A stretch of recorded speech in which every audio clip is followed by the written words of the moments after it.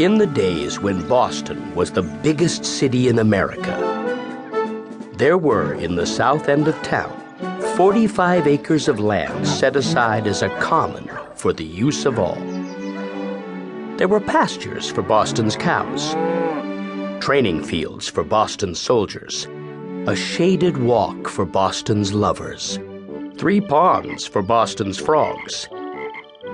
And on the west edge of the common, there was a wishing stone.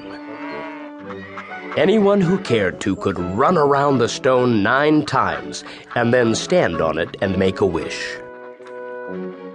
Of all the boys in Boston, John Hancock lived nearest to the stone. Ever since he'd been 7 years old and his father died, he had lived with his Uncle Thomas and his Aunt Lydia in their house on the west edge of the common. No one knows whether John used the stone or not. After all, what would he wish for? He lived in a house so large it had 54 windows.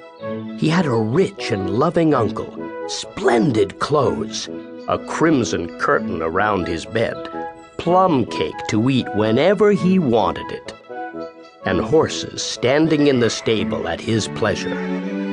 Of course, for all we know, he had so much because he ran around the stone. Perhaps he ran himself dizzy. On the other hand, as time went on, John Hancock made some grand wishes, and perhaps he should have run more. Actually, what John Hancock wanted most was for people to like him.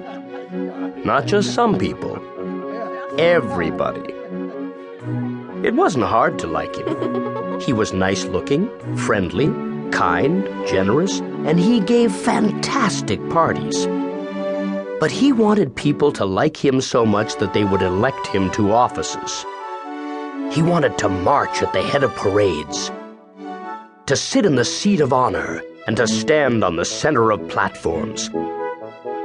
Of course, to be popular, he had first to be noticed. And he was noticed. John Hancock dressed in the richest, flashiest clothes he could find. When he was still a young teenager at Harvard College, he had a scarlet coat that attracted so much attention that a doctor from a neighboring town hiked 30 miles for a piece of cloth to make a coat like John's. Generally, John's waistcoats were of embroidered satin, his breeches were of velvet, and his shoes had gold or silver buckles on them. He liked a touch of lavender or purple about him, and he was wild about lace. Gold lace dangling from his cuffs, gold lace dripping down his shirt front. Sometimes his Uncle Thomas worried about John's extravagance. Once in a letter he scolded him. John was in London at the time. He was 24 years old, and for the last 6 years he'd been working for his uncle in his mercantile business. After the scolding, John wrote back. "I am not remarkable for the plainness of my dress," he admitted, "and can't say I am without lace. I find money, some way or other, goes very fast." Money always went fast for John. But in 1764, his uncle died, and suddenly there was more money.